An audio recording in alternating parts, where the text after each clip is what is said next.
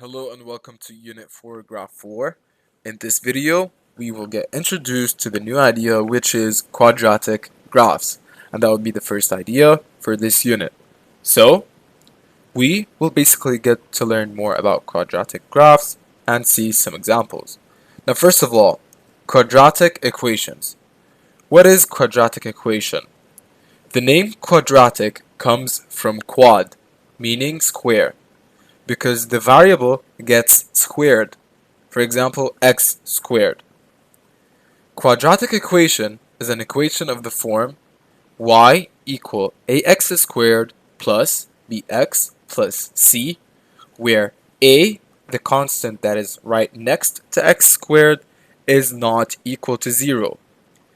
It may be positive or negative, but can never be 0. And if the product of ax squared turned out to be 0, then y would be equal to bx plus c, and that would not be a quadratic equation. So, let's see this graph right here. We can see the parabola that represents the quadratic equation. The parabola might have two shapes. It might have the U shape, the happy one, or the V shape, the sad one. Or maybe in other words, concave and convex.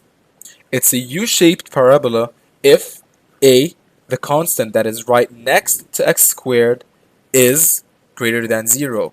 And the point where the graph turns and goes up is the minimum.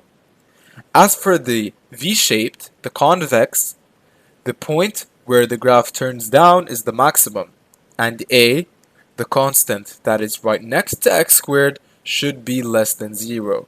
So, this is basically all you need to know at first about quadratic equations and their graphical representations.